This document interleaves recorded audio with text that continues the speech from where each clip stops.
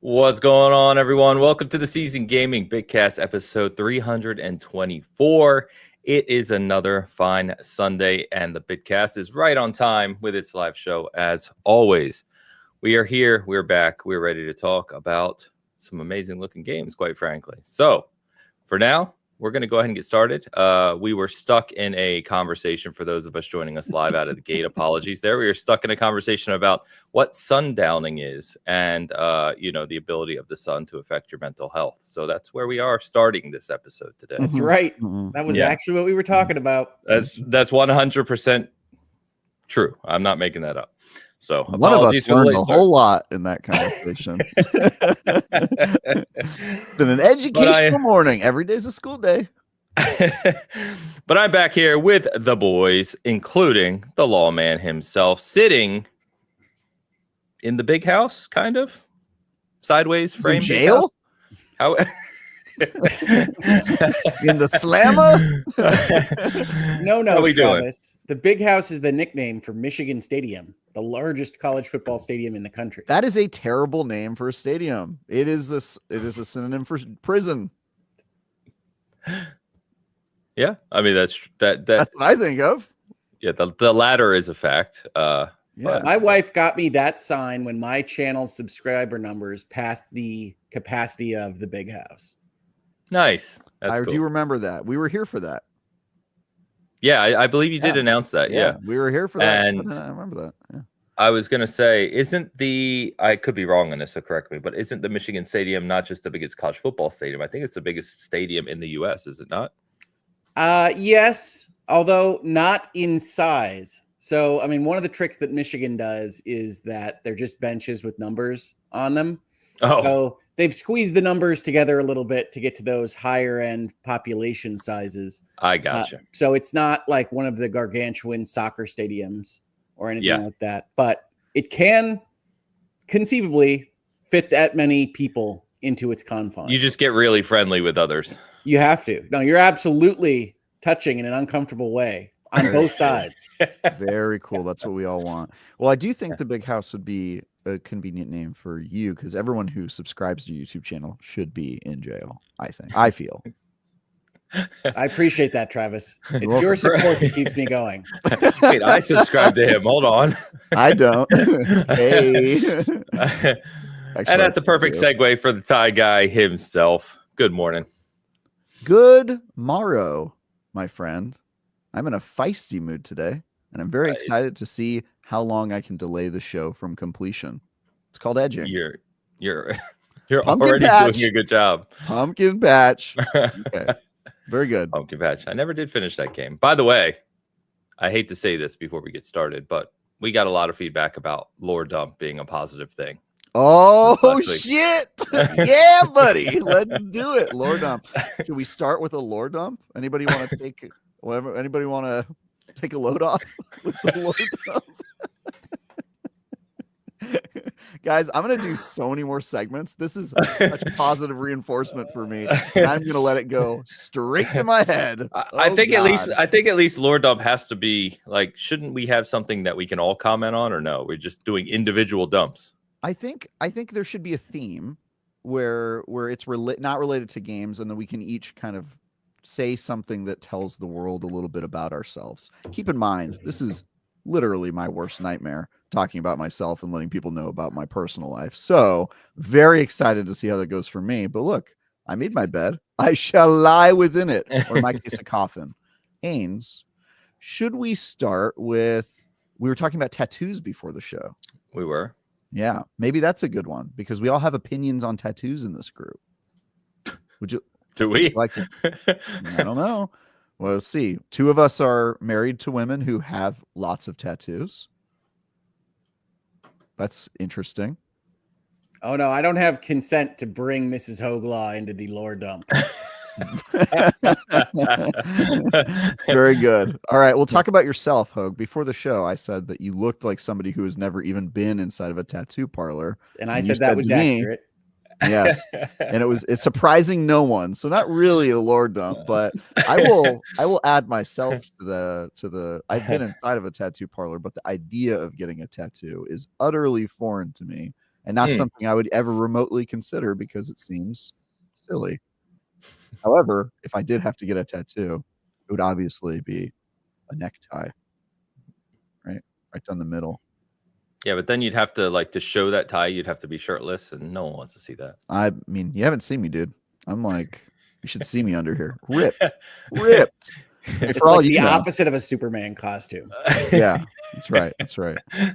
Ains, what are your opinions on tattoos? I grew up not liking tattoos and not wanting any. That has obviously changed. I only have the one. Travis, for some reason, thought I had a lot of them. I only have the one right now. You look like somebody with a lot of tattoos. As I've said many times, my wife has a lot of tattoos. She's pretty much covered. It's true. I've seen many of them, but definitely not all of them, I'm sure. So I hear something that people may not know about. If you don't know tattoos, real quick, is that tattoos are expensive. Getting a good artist is tough. There's a huge gap. What's the word I'm looking for? Range of talent. Yeah, in the tattoo space. But my wife has both arms fully sleeved, her whole back done. So a sleeve means, from your shoulder to down to about your wrist. You can do your hand too. But just that usually would take, her one sleeve took about 80 to 90 hours in the chair and about $6,000 to $8,000 for that's an investment. For a good artist to do a good tattoo. So it's an expensive endeavor for those people you see out that are covered. They have put a lot of money on their body. Yes. Yeah. Wow. Okay. Yeah. But you do have a tattoo and you're considering another one, I learned. I am considering doing my left arm in a full sleeve as I say that, yes. What would that arm be? Is it just going to be gaming stuff or something more personal? What do you got? We talked about doing a gaming sleeve. Nice, dude. Yeah, well, actually, we didn't talk about it. The artist wife are trying to convince me to do it. I'm the one who's kind of pushing back. I'm like, do I really want to do that? So yeah, it would be very like you. It is very odd that somebody who a lot of their personality is. Wait, hold on. I wasn't going to say something offensive. I know it sounded like the setup for one though, but I was not going that way. Somebody who is obsessed with collecting a whole lot of gaming stuff in your house. It's kind of weird that you don't use your body as a shelf for yet more gaming paraphernalia, if you know what I mean. Yeah. Turtle Pope approves. There you go. All right. Turtle Pope? Turtle Pope. It's Muriel. Huh? Turtle Pope. Come on. Oh, yeah, of course. Yeah. Of course. Who could forget the Turtle Pope from come on, he's Turtle Pope. Yeah, that guy is. Dude, I don't think Hogue ever even met him. No, he wouldn't. Hogue never will. Pretty late. Hogue never will. You're almost there. You're almost there. He's really not. He's not even close. It's very far. Although I found out some people kill the Turtle Pope, and it made me very upset. Yeah, you could kill him. Yeah. I know you can. Oh, that's Luke. Funny. Mr. Luke Lore hanging out in the chat has the best idea ever. Tattoo for the Banjo-Kazooie announcement. That's not going to happen, but it was a good idea regardless. Anyway, that's a lore dump to get us started. So one thing I forgot to ask you real quick, and because we've already lore dumped for 8 minutes now, Travis, we forgot to ask you last week about your board game retreat. Oh yeah, you did forget to ask me about that. Oh man, what a weekend. What a weekend. It was great. We got an Airbnb. We had a bunch of people. We played a bunch of board games. The main one was at nighttime. We played several hours each night of a game called Blood on the Clock Tower, which is my favorite board game of all time. Only problem with that not a board game. It is a board game. There are several boards. No, it's a social game. It's a social game, but it's also a board game. It has a board, sir. At no point are the players in Blood on the Clock Tower playing anything on a board collectively. They are life tokens that go on a board, and then you flip them when you die. It has a board. Anyway, it's my favorite board game of all time, and it is a social deduction game that is very complicated and super fun. And the only problem is that you need a whole bunch of people to play it, and so I don't get to play it very often, unfortunately. But we played a lot of it. Fun. I like Blood on the Clock Tower a lot. Have you played? How many? Tell me about it. What have you played it? Yes, at a convention. At a convention, very cool. Yeah, I haven't done that yet, but I am going to a thing tonight downtown here in SF to play today because I'm on a blow in the clock tower kick right now. I want to play more of that game. But it was very cool. A lot of my nerdy friends were there. Tom Marks of IGN fame was there. Yeah. It was cool, man. It was a good time. Nice. Next time, Good. y'all need to come on down. I know that's not going to happen, but so it was fun. It was a good time. Good. So, yeah, I forgot to mention that last week, so I just want to mention it. Today, we're going to be talking about the Xbox Developer Direct primarily. Not a ton of news otherwise this week. So a couple other topics we're going to talk about. We learned about, funny enough, right after we recorded last week, we learned of another PlayStation live service cancellation. We've got some commentary on EA around Veilguard and Football Club 25 and a couple other things, but primarily we'll be going deeper into the games on the Xbox Developer Direct, including details from various previews, and giving you everything on that. Before we get started, of course, we've got a few things to call out. First, I want to quickly do a shout out to our good man, Luke Lore, who I just had up on the show there over at Xbox Expansion Pass. So if you missed it, he had prepared in advance of the Xbox Developer Direct. He had prepared an interview with John Romero, so legend in the industry.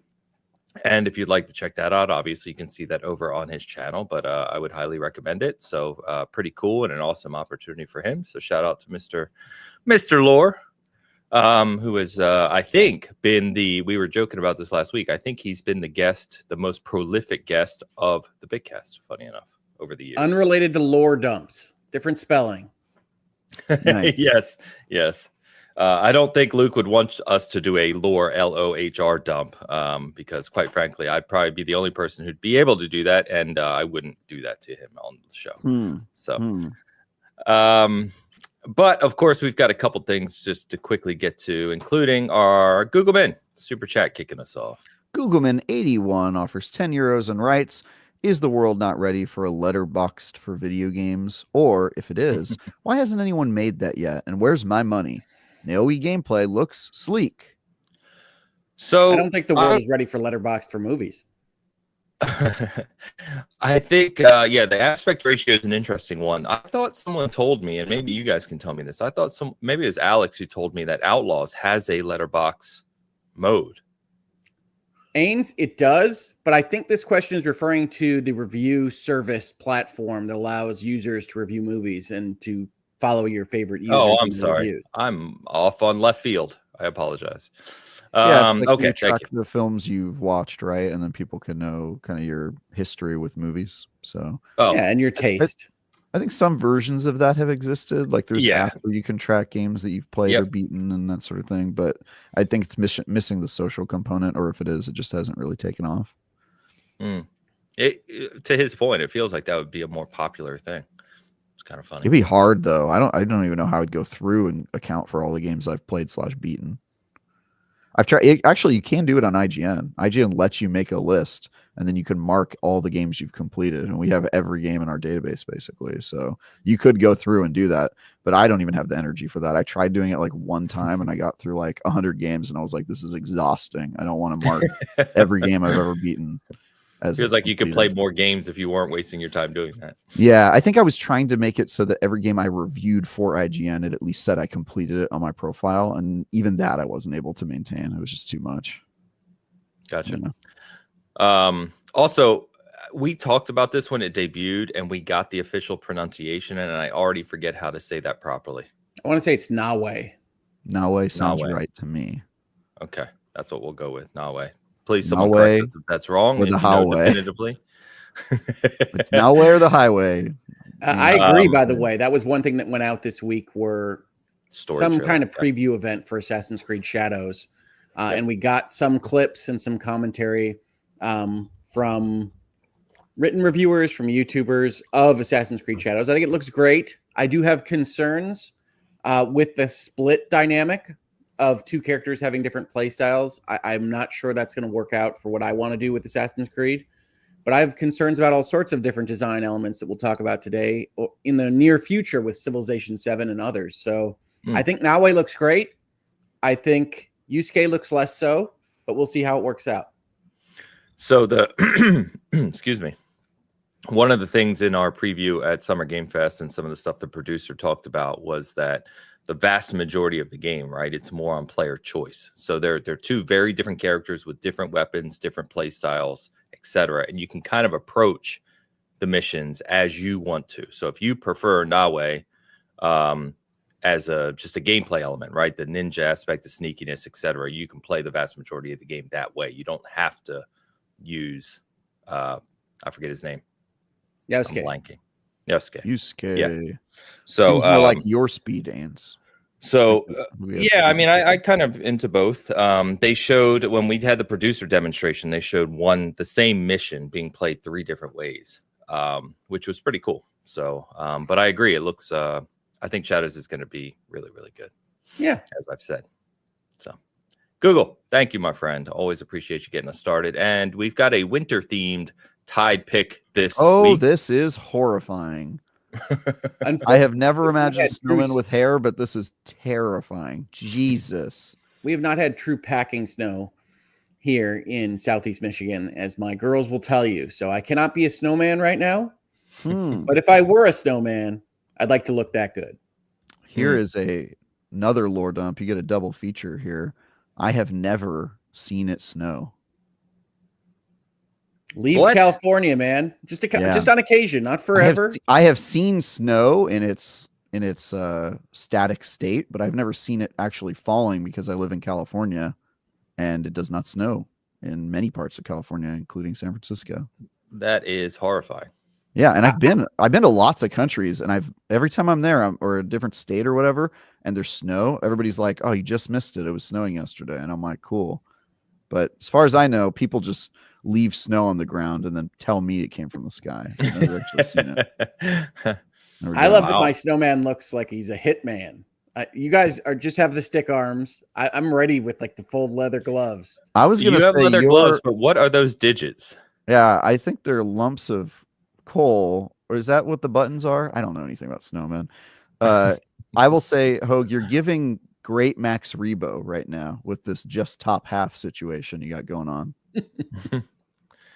I will say that for once, not having hair is in my benefit. I look like you're the most adorable snowman of the trio. Without you do look great, Ains. I've got a little bit of horrifying, like I'm a human that got turned into a snowman. Please help me situation before I melt. You do look like you could be the next Jack Frost horror movie snowman. Yeah, great movie. Kind of look like that comedian. God, the one who does the fat interviewer that does the high voice and the low voice. That guy. I kind of look like that guy. What's that guy's name? I forget it. I don't know. Anyway. I know you can't see me, but I'm shaking my head no. No, you don't think so? No, I don't have any idea who that is. Oh, okay. Travis. God, why am I?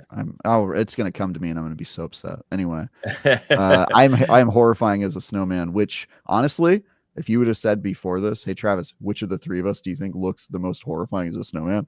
I would have guessed me without question. That's fair. So, that's fair. Luke said Gabriel Iglesias. No. Is that who? No. Okay. No. Anyway, we're going to go ahead. We're going to go ahead and move on, and we'll jump over to actually talk about some games. I've heard this is a gaming show, so we might as well do that while we're here. Yeah, it's a rumor going around. Rumor. We'll see what we can do. So I have been playing. Honestly, I'm going to lean on you guys this week because I feel like Travis this week. I have played nothing but Tales of Iron 2 this week. Which, very cool. How's it looking for our? Oh, you're not allowed to say, are you? I can't say anything more than that. Very cool. Yeah, review tomorrow. Actually, review tomorrow. Awesome. So I have finished it. Review. Wait, no, it's already out. Actually, never mind. I have finished it, and more to come. But because I was so focused on that this week, I really haven't played much else other than my normal couple multiplayer sessions. So I'm gonna lean on you guys this week. What do you got for me, Hogue?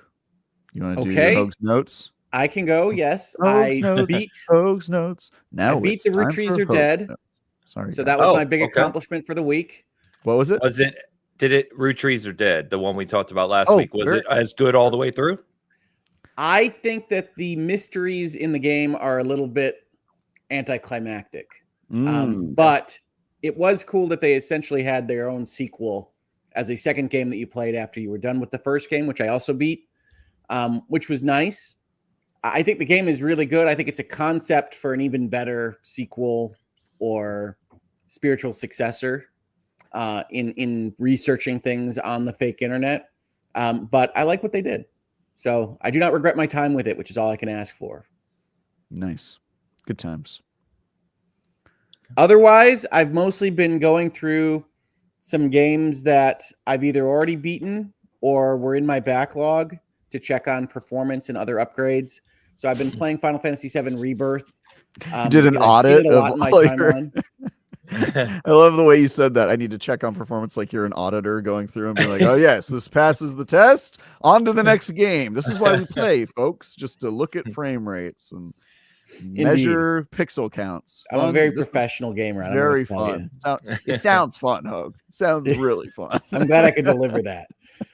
So, yes, I was playing a lot of Final Fantasy VII Rebirth again. I played a good chunk of Jedi Survivor, which I continue to bounce off of at a pretty good clip, but I was really interested in how they were upgrading their patch for the PlayStation 5 Pro. And I'm happy to say that as of this patch, it is way, way, way better looking than it used to be. And is probably my favorite PlayStation 5 Pro implementation right now. Wow. It still has some flashes and some things that happen if you move the camera too fast. But overall, it is perhaps my favorite of these PlayStation 5 Pro patches. Rebirth would be second there. Okay. I also, and Dan will miss this announcement, but I also wound up reinvesting myself in the Hitman World of Assassination, which is Hitman 1, 2, and 3 together combined into one kind of platform project now. There is so much stuff in there. I have no idea how I'm ever going to do any of it. Honestly, there's like 100 different missions per setting and 100 settings. So I'll be looking honest. forward to diving back into more Hitman. But that sandbox approach has been enjoyable. To be honest, I forgot that we had to learn about Hitman 3 every single week, and I do not miss it. Anybody else? Miss Dan, yes. Miss Hitman 3 every week? No, Miss not Hitman 3 every week, dude. Every week. That was wild. I have no doubt it's because they were adding all of these modes and things that I can see now as it went along. So to the extent they add a new tab of things to do, I have no doubt that Dan would announce that it was happening. Yeah, it is wild how big that game is now. Enormous. Funny. Yeah, it's insane. I went back a little bit last year and did a few missions I hadn't done before because, to your point, it's now this one big package and I didn't really play 1 and 2. So that was fun. But yeah, it's crazy. You know, you just reminded me too, talking about that. We haven't heard from IOI in a couple of years now on their 007 project. I wonder how that's coming along. I don't know, but it's clear to me playing Hitman that James Bond is a perfect fit for them, and they can do their sandbox thing in a spy environment more directly than having to kind of fit Agent 47 and being an assassin into what are effectively spy setups. Yeah. Yeah. Cool. So, yeah, I've been playing that, and I think that's about it. I don't really have any indie games to add except that there is a Steam game that I've been enjoying that was recommended to me by my brother called From Glory to Goo, which is a kind of real-time strategy game very similar to They Are Billions, if you are familiar with that game, where you had zombies attacking a fort that you were building up. This one is aliens, kind of in that same vein. But it's a fun kind of $8 to $10 game. And I've been enjoying that. Very cool. Okay. Nice. Hogue's notes. That's the end of Hogue's notes. Yeah, what have I been playing this week? Well, as you guys know, I finished my review of Hyper Light Breaker since the last time we spoke. I gave that game a 4 out of 10 in its early access debut. That means it is a bad game. Doesn't mean it'll always be a bad game. It is early access, and they got plenty of time to work on it. But right now, cannot recommend you play it for all the reasons in the review. I believe the video version is also live now. If it's not live now, it will be on Monday, but I think it's live. My next review is Avowed, which I'm very excited to play. But in the meantime, been catching up on some random games. I've played a lot of Balatro. That game's still good. I've been playing a lot of this game called Wild Frost, which Wild Frost is great. Very great, which my wife picked up and started playing, and I saw that and I was like, ooh, deck building roguelite, let's go, baby. And kind of got me in the mood for that. And then I'm still playing Miles Edgeworth Ace Attorney for some reason. Ace Investigator. That game is just I only play it when I have no reviews in front of me, which is very rare. So I'm going through that thing pretty slowly. And yeah, I guess that's all the big highlights. I'm playing a little bit of VR, some cool VR games recently. Yeah. Until I think we're getting Avowed codes in a couple days here, so I'll be on to that very shortly, and presumably we'll be playing that for 30? They said 30 hours or something like that, 30 to 40 hours. They said it's a shorter one, shorter one. Probably be like an Outer Worlds one type of situation. That's what they compared it to. Yeah, which I like that length. RPGs can overstay their welcome sometimes, and sometimes a good scope with lots of different things that can happen, and maybe encourages separate playthroughs if you can get different outcomes and stuff. Sounds good to me. So I'll see if I can do 2 playthroughs before writing the review. At least it kind of just depends how much diversity there is, but that will be really fun. I'm excited for this one. I'm hopeful. I'm like a please be good situation. Yeah, I am also hopeful for Avowed, although Kingdom Come Deliverance 2 has taken the reins of my hype cycle for first-person RPGs right this second. I will say, I know people who have reviewed that game, have finished their review, and it's going to be very highly rated. Some of just the whispers I've heard have suggested to me that it is worthy of my hype cycle. So I'm really looking forward to that one. I also should mention, not to go back to Hoag's Notes, you don't have to re-sing the song or anything, Travis, but I have dipped my toes back into Diablo 4. They started their new season this week. The Witch something? It is Season of the Witchcraft. It is essentially the Season of Blood. It's essentially the vampires, now with witch powers. But I have a big poison frog that hops after me. Quick point of clarification. What is the difference between witch and vampire in terms of powers? They just have a completely different menu of power. Give me an example.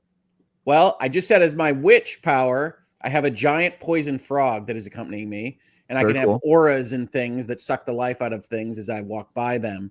The vampire powers had things, a little vampire-y, but I'll give it to you. The vampire powers had you turning into bats on evades, had you healing automatically from people that you kill, that kind of thing.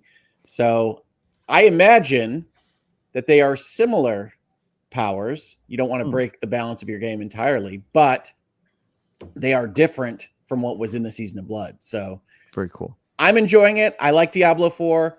Popping my head back in has been nice. I don't know how long I'm going to stick with it, but I did do that this week as well. Cool. Yeah, I've been getting some cool updates from Diablo 4.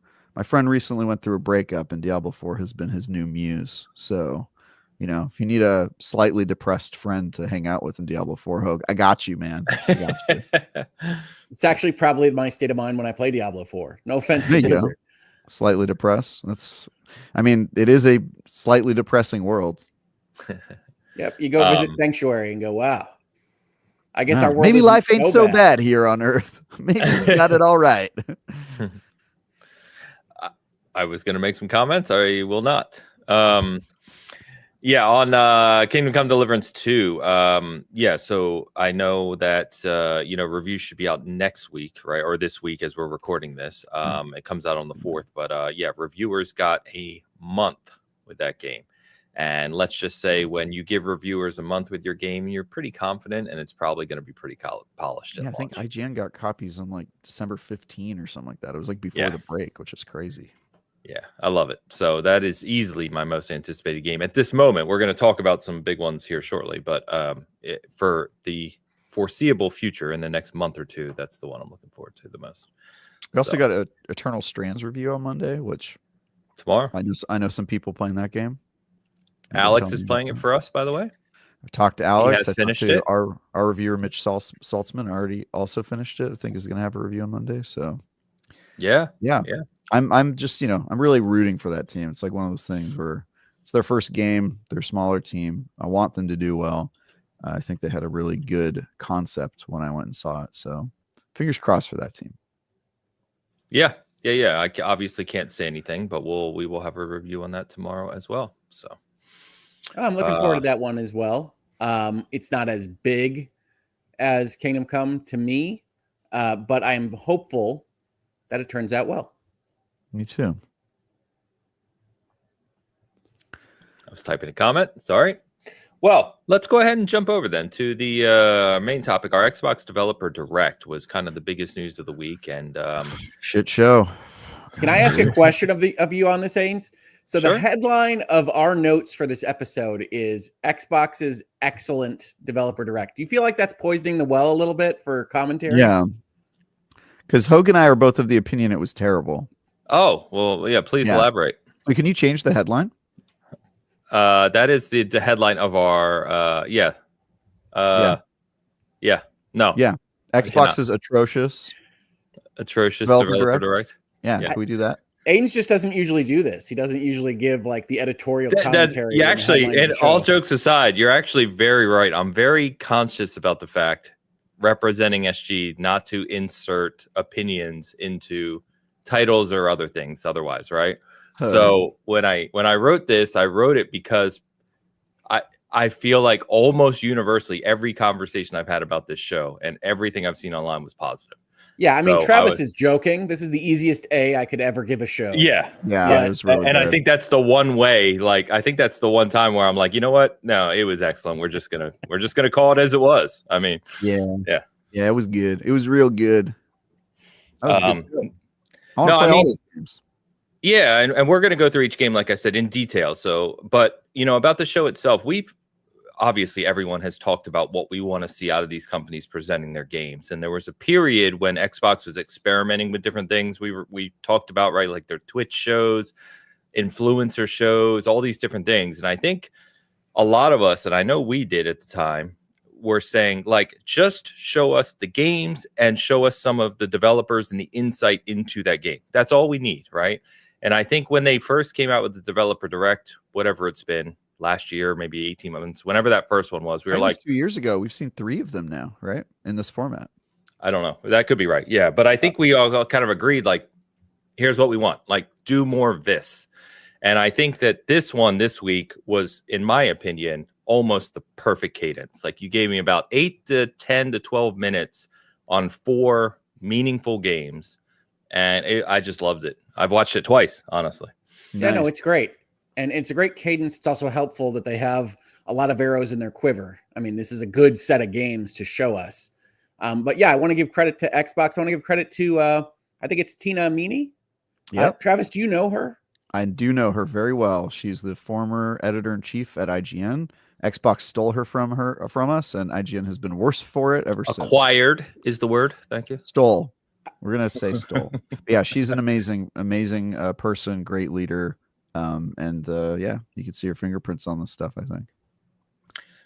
Yeah, she's and Xbox Wire. I know Joe Scrubbles is it, I believe, who does the Xbox Wire updates right now, and he does really well with those. I mean, the Xbox just has a good team on this stuff now, and it shows, to your point. Hogue, I don't know what's going on with Hogue. He's got camera issues happening all of a sudden, but Hogue, you still there? Can you talk? I can still talk. Can you hear me? Yeah, we can hear you. Mm-hmm. Just camera's going weird. I'm trying to come back. You're good. I'll go ahead and set us up here.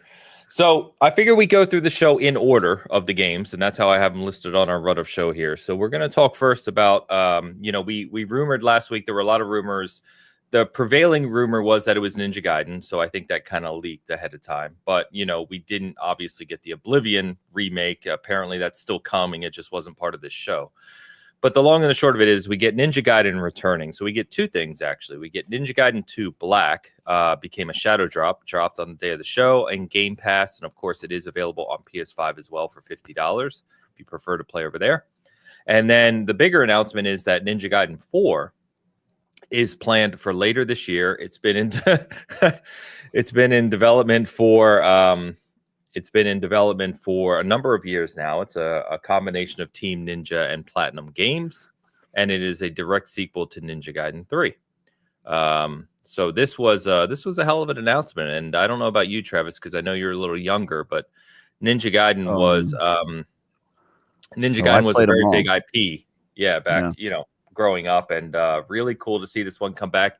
And in my opinion, I think it's coming back at a good time. There seems to be a really kind of resurgence of this non-Souls action slashing, fast paced type of game. I said it last year, but Rise of the Ronin really captured a lot of the Ninja Gaiden flair to me. And so I was happy to see him go back to doing this directly in the series. But I don't know what it'll be like, honestly. I know people love Platinum. I know people love Ninja Gaiden. And I think this is a good announcement. It's probably not the one that I'm most excited about from this show. But people seemed to be very excited about it when it was leaked and then when it was shown. Yeah. Yep. No. Yeah.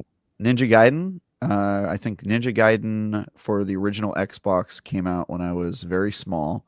That was my first Ninja Gaiden game. And then I went back and I played the old games, which were for which consoles? What were those? They started way back on Nintendo, NES. Nintendo? Yeah, NES. That's right. Yeah. I think I played the NES version after I played the Xbox game. But man, my brother and we probably spent like 100 hours trying to get through the first Ninja Gaiden game. That game was really hard for kids. Like that game was. Yeah, they were challenging games. It was a brutal. You're gonna game. laugh at this, but my memory of Ninja Gaiden was that I loved the cutscenes. They were my favorite cutscenes on Nintendo. They were just amazing, cinematic. Oh, Not the at all, OG ones. Wow. Yeah, that was pretty. Like, there's some games that did that, kind of like Golgo 13. Is it? Golgo 13. Yes, indeed. Yeah. That was kind of a big thing back then when games did that. It was like, check this out, Yeah. That's pretty cool. Yeah, I remember that first Ninja Gaiden game, and then I played 2. Really loved 2, which is great that I played that this week. I guess I should have mentioned that. I did play that this week. I got through a couple levels of that. That game is sillier than I remember, but that's okay. I love that. Ninja Gaiden 3, not a huge fan of. That game's pretty bad, but I'm excited for the 4th one, and it seems like they got the right direction. I like the dual protagonist. I guess that's the new thing. If you got ninjas or samurais, you got to have 2 of them. That's the rule. It's the rule. So just I was reading the Xbox Wire, and like I said, we're gonna have details. So this is a direct sequel to Ninja Gaiden 3. Yakumo is the new protagonist, it said. Though Ryu Hayabusa will play as a significant role in the story, it said. I don't think it said you play as both. Did I miss that? I think it did say that in the direct, but I think his role's probably minor. I think it did say that, but said he'd be involved, and it looked like maybe we saw some footage of him playing. I don't know. It looked different than the guy with the colored hair. Okay. Yeah. All right.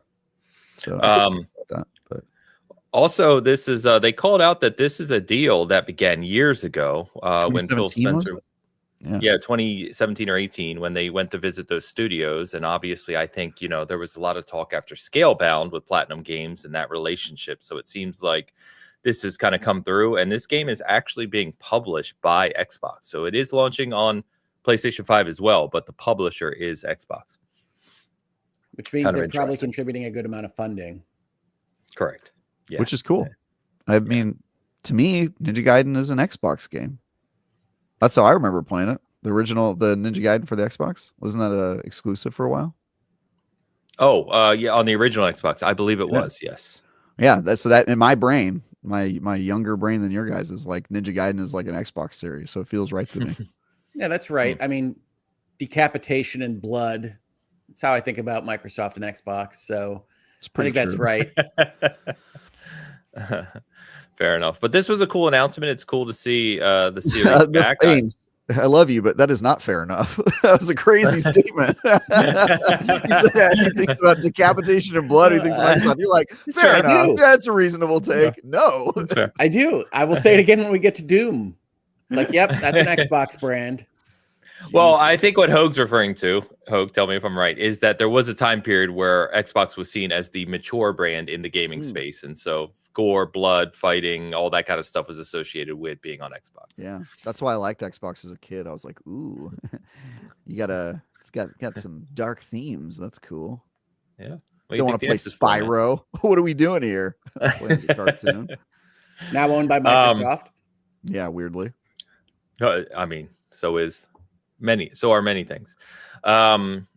Yeah, but cool to see it come back. I'm excited about this. It did say 2025 for Ninja Gaiden 4. Now, whether or not it actually hits that, we'll see. But that's what is currently planned.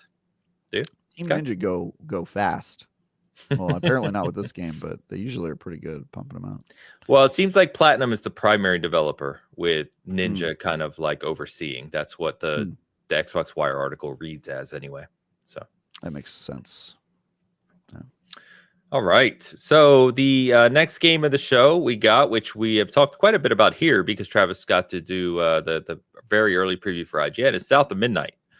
And a couple things on this one. So we do get a release date of April 8th. This one is relatively close as we're talking today. That's the best part of this whole show. They're all really close. This was all first half releases. Agreed. Yeah, so we get South of Midnight on April 8th. Obviously, this one is Xbox and PC. It's on Game Pass. It is a $40 title if you buy it, but it is on Game Pass. There is a $50 premium edition, which comes with some small niceties like a comic book and some soundtrack and stuff. If you are a Game Pass subscriber, you can upgrade to that for $10 flat. So they do give you that option. And just to kind of set the table here, we've seen South of Midnight a few times now, but in this one, they did show a new kind of aspect or a new creature in it. And it says that a new mythical creature shown for the first time is Huggin' Molly. Inspired by Southern legend, like most of them, obviously, Huggin' Molly is a monstrous woman spider. Her dress is a quilt patchwork made from children's clothes, and her trademark red yarn that she spins like a web. Folks say Huggin' Molly still ventures out the mountain lair to snatch random children that wander off from town. Everyone seems to tell a different version of Molly's story.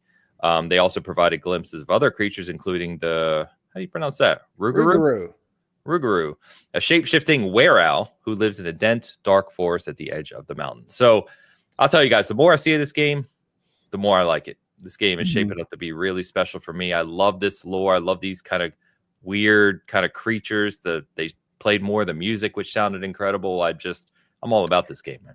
I think the music part was the thing I was most disappointed in, which is that they didn't really highlight it too much. They kind of talked about it for a second, and then you heard like 4 seconds of it. Yeah, there was like a short lyric. They kind of skipped past it, which to me, that was the thing that impressed me most about that game. So I was really disappointed to see them spend like 8 minutes on combat, which frankly is like the worst thing I saw about that game. And I really don't think they're going to win too many hearts and minds with showing that. And then they've said like, oh yeah, also the music unfolds and it's really cool. Here's like 2.5 seconds. Cause they have in a documentary, they released like a pretty decent clip of the Huggin' Molly song, which is very impressive stuff. And I feel like they could have just shown that or, focused on that. Cause to me, that's way more interesting and kind of what this team does better than the combat stuff. So I don't think this was the best showcasing of South of Midnight, but again, to your point, Ains, like the more we see, I'm very excited for this. I just think they focused on the stuff they thought that that the viewers of the show would care about. And I really think they missed the opportunity to highlight the stuff that personally for me, having seen that game a long time ago, was like, that was the stuff I would have focused on more. So Gotcha. Yeah, I mean, I think the visual qualities, the stop motion, the song growing and telling the mythological background of whatever boss you're fighting, all that stuff is why I will go to the party. And the combat stuff that they showed looks perfunctory. And I feel bad saying that because it's like the devs that are designing the combat that are talking to me about this. But even while I was seeing it, I'm like, this reminds me of Ghostwire Tokyo. And I don't mean it's the same game. Obviously, Ghostwire Tokyo is a first-person shooter. But that game I really enjoyed for its world and the way that it was interacting with like Japanese folklore and the combat, the actual progression, the challenge through locations in that game was, I got to do something to get from point A to point B. And this is fine. I didn't hate it or anything. But that's how South of Midnight looks to me, which makes it the weakest showing of the show, in my opinion, but still very high in terms of games that I would like to play. So it was a great show. I will say the lowest in a great show is not bad. Yeah, the guy who was talking on camera about gameplay, he's like a creative lead. He's like the guy in charge of gameplay. And I interviewed him at the show, and even he, when I went and saw went to their studio, even he was like, "Look, we know we're not gonna like be a groundbreaking gameplay game, but like he and the CEO of the company were talking about like how it needs to be good enough to keep people engaged and that sort of stuff." So I think they are like keenly aware of the fact that like they're not doing anything crazy new or groundbreaking here. And so it was weird to see them focus on that during the show, and it felt like maybe that was coordinated by somebody who didn't understand kind of the hits, or maybe thought that it wouldn't play well with the general audience to not talk a lot about it. But yeah, I do think that with their knowledge and their kind of opinion that the combat is kind of just there to keep you engaged, it was weird to see them focus on it that much. So I would probably agree with your assertion that it was the weakest showing, but not because it's the weakest game. I think it was probably one of the games I'm more excited about on the list, but for I just think they didn't showcase it super well. It's not going to be anybody's surprise what was my favorite game of this show. So. We're getting there. We're getting there. Oh yeah, me too. I think that might be all of our favorite game. There's no way Ains is not Doom. I don't know. I think I'm definitely Doom, but yeah, really? Okay. But yeah, we'll talk. We'll get there. We'll get there. Real quick, freewheeling conversation, folks. You know how it is. To close out on South of Midnight, just to be aware. So yeah, $40 release. It does say specifically on the thing that they're going to do another showcase in February. So more of the game to show prior to release. It is going to take players between 10 to 12 hours. So this is a more condensed experience again. What they're advertising that ahead of time. And this is not launching on PS5. This is Xbox only at launch anyway. So just keep that in mind. It is launching on Steam as well, though. So it'd be on Game Pass PC. But if you're one of those PC players that prefers to play games on Steam, it'll be there. So. All right, guys. All right. We'll get to the one you really want to talk about. So we'll talk about Doom now. No, I'm kidding. Next in the show was Claire Obscur Expedition 33, which I think is a show we have already talked about actually quite a bit leading up to this. But I think that after this show in particular, a lot more people's eyes are on this game. I think this one the trailer at Game Awards, and you said it was too early, but this game is coming out in April. Did you expect this game to be out in April? Honestly, no. I thought it was a fall game. Yeah, for sure. So, yeah. So we get, and we'll go through the details here because I have some comments from the creative team. But it is coming out on April 24th. So again, not far off, and it is a day one launch on Game Pass as well, which I also did not expect. So that's fantastic. If you do not play it on Game Pass, it's obviously coming to all platforms. It is a $50 game. So we're seeing some unique pricing already options purchased here. Yeah, which is cool. So let's start with because there's a couple aspects here. Let's start with the characters. So the commentary here from the CEO and creative director, and remember, these some ex-Ubisoft developers here. He basically, the quote here is, "We didn't want the game to just be a pretty face. We wanted it to be like a game that feels like a real game." Kind of a funny statement. Yeah, every character has their good start. Every character has their own play style, and you can really play them in a lot of different ways. They also feel very different from each other, and they all have unique mechanics and unique skill trees. So what they showcased here was that each character has over 20 unique skills, and then on top of that, there's a passive skill system that has hundreds of passives that you can combine through the characters in whatever way you see fit. So I don't know. That looked pretty damn cool to me. Yeah, and my hope is you don't get bogged down in that. I think there's a certain amount of streamlining that devs should do on these things while still allowing for personal signatures. But what that quote really says to me is that they're trying for something that feels like the Final Fantasy VII Remake combat system, which is the best in class in turn-based role-playing games. And you can see it's already gorgeous when you see clips of this game. I hope that it has that same kind of interactivity where it's not just kind of a Paper Mario hit A when you bounce on something, but maybe a little bit more. So we've got commentary on that as well. It looked more to me like a Paper Mario or a Lost Odyssey, where there's like a little bit of like timing mini games, but it's sort of mostly turn-based. That's what it looked like. Yeah, so, I agree. I think it looks like that. But when he talks about different people having different like approaches to gameplay, I think that allows for a broader game space that I don't know what it's going to be. It'd be interesting to see. See. So they showed the combat. So that was kind of the next step as part of this, right? So here's the quote on it. Because it is a combination of real-time and turn-based. It says, and this is directly from the developers. It says, so you're not supposed to parry everything, of course. That would be far too hard. So we have difficulty options in the game. And depending on the difficulty options, the parry window and the dodge window will be bigger or smaller. If you are playing in hard mode and you don't dodge at least 50% of the attacks, you will have trouble. If you are on normal, it's a bit more forgiving. And if you're on easy, obviously it's easier than that. And if you build your characters out correctly, at least, you will go without having to be a master dodger. So basically, you can fine tune like what that window is for the real time events. So obviously, if you just want to play and get through the combat, you can make that really easy. If you want to make it challenging, you can. Yeah, no, which speaks to a more Paper Mario approach, and I think that's what I have seen in clips as well, Travis.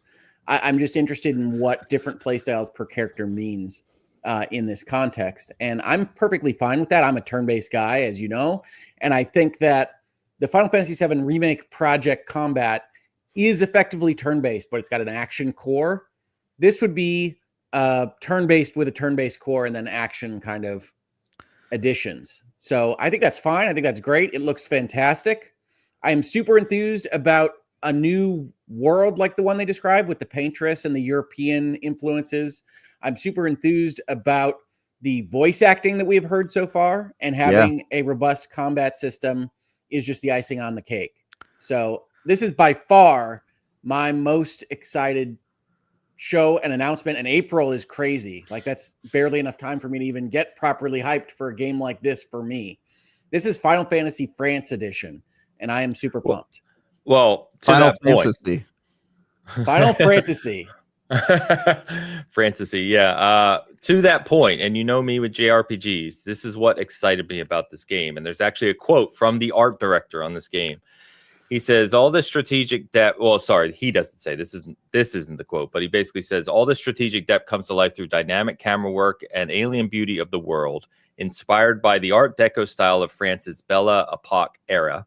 Art director Nicholas Maxim Framcolm explains that he wanted to avoid replicating things he's already experienced across a lifetime of playing games.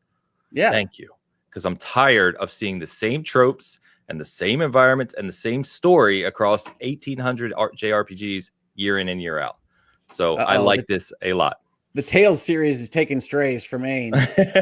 But I hear you. No, I agree. I have had the melting Eiffel Tower as my desktop background for months now, whenever they release that high-res image. So I'm excited about this one. Yeah, it looks really, really cool. There's a lot more quotes here. I would highly suggest checking out Xbox Wire. There's some great insight and information on all the games shown here. But I will tell you guys, the more they show of this, the more I fell in love of, like, okay, this could be the France, to your point, this JRPG that's kind of like a JRPG. And then they showed the 3D world, and I just was like, okay, you've fully sold me now. I love that they took the time to create a kind of 3D overworld that you can also explore. And in the commentary here, they basically say it's very, very large. So I don't know what that means in terms of scale compared to other games or secrets, but you will be able to explore it, find secrets, find all kinds of stuff throughout, and that just further speaks to my interest in the game. What's the best overworld in a turn-based RPG? Final Fantasy VII. Interesting. Okay. I don't think I have an opinion in that space. I couldn't say. I'm trying to think about which would make the highlights. I used to love the Phantasy Stars, but you're going decades back. So, yeah. Final Fantasy's usually been good at that. I'm going to go Gladius by Lucasfilm game. The Lucasfilm game? Yeah. Underrated gem. Okay. Yeah.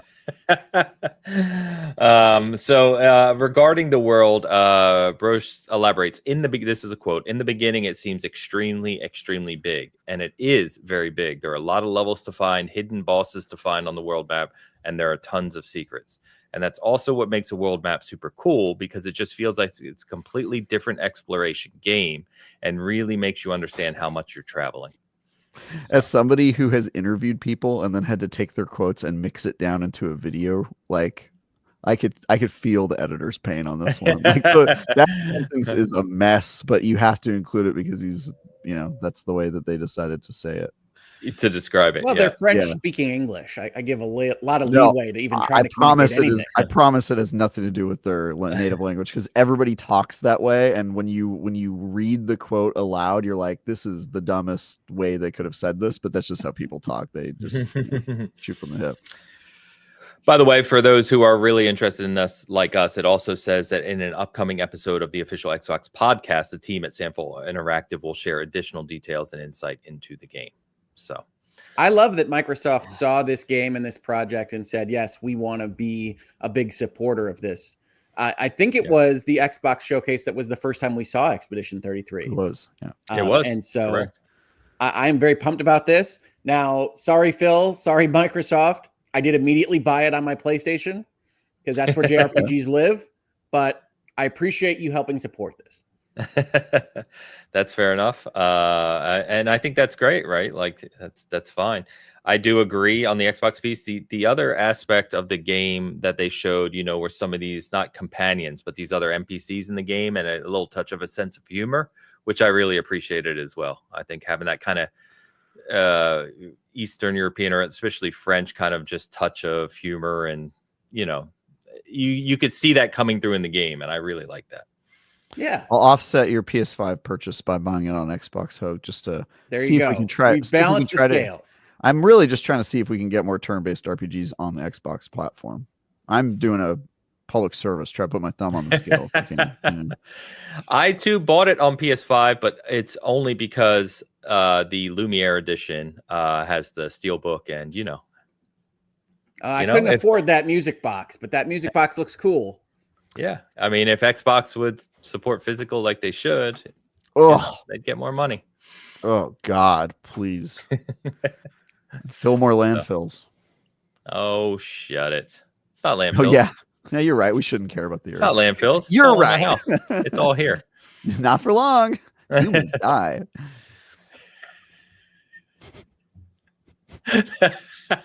That was a funny comment to end on.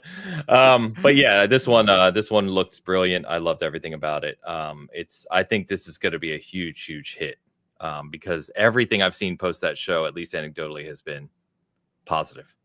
Can I say one thing on the negative side then? Because I am also extremely excited about this. I do think I would not expect you to comment on a game without a negative, Hogue. Hit us.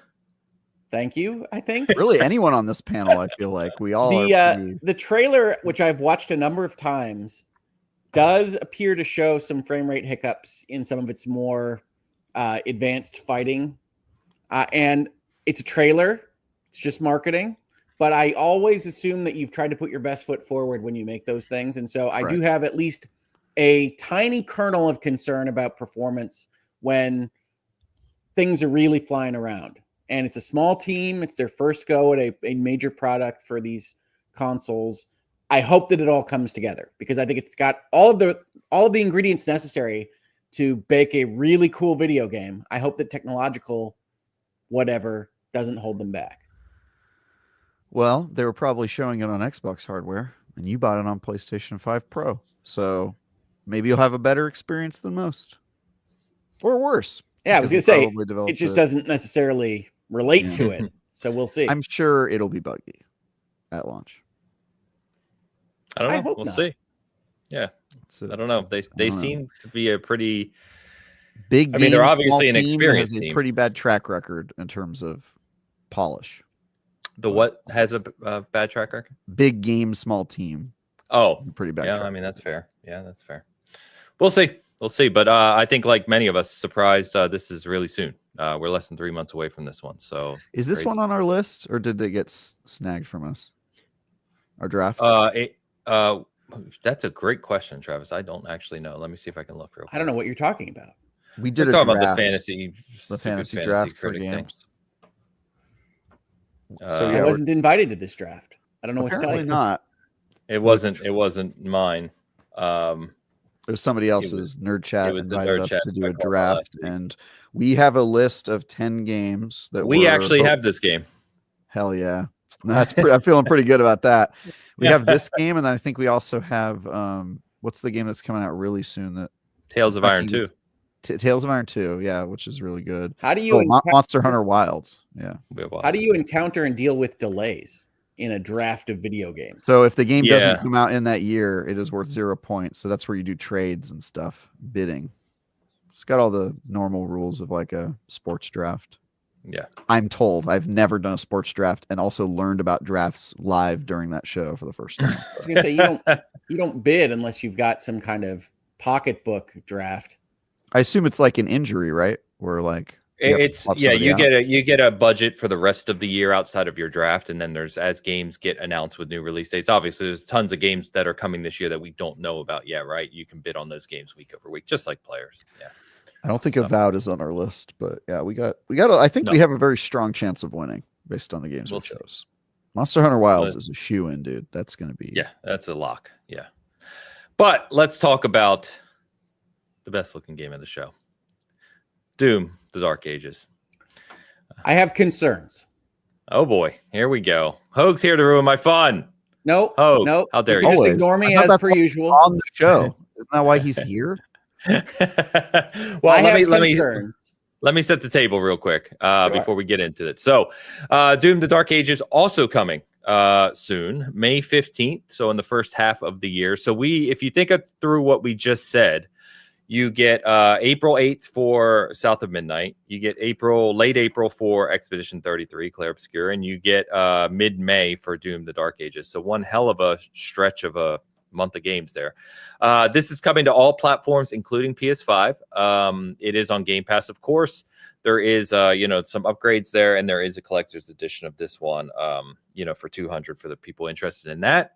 What they showed in this overview was a couple core things. One, there's no multiplayer, so they're not, in 2016 they kind of tried that old school arena multiplayer. In Eternal, they tried a different version of monster versus, like PvPvE multiplayer. This one has no multiplayer, and they said that there's 3 core pillars of development for the Dark Ages, starting with combat, which they said is more grounded and heavier than Eternal. The theme behind this is stand and fight.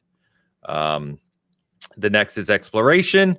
That you will be able to explore, gain new power-ups and abilities, etc. And then the next is story, and they're focusing on kind of a broader story in this one with actual cutscenes, kind of major characters and things like that, instead of just reading through a codex. Hit me, Hoag. What do you got? Well, my main concern is that whole stand and fight concept, right? The very first thing they show as part of playing this game is essentially that you've got this shield and you're going to be parrying monsters. And I have said this in this space. I've said it in other spaces. I am very much over parrying everything. I really think that the end of parrying was when they made Spider-Man parry his enemies in Spider-Man 2. And I think it's dumb. Doesn't make any sense, though. I think it's dumb. I don't much care for it. And to the extent that I was invested in Doom 2016, I feel that they keep going farther and farther afield from what I liked about that game. So what they showed here was, slugging and blocking things with your shield and fighting things while you stand your ground, if you will. And that's fine. I think it'll be perfectly functional. But it's not why I started liking these new modern Dooms.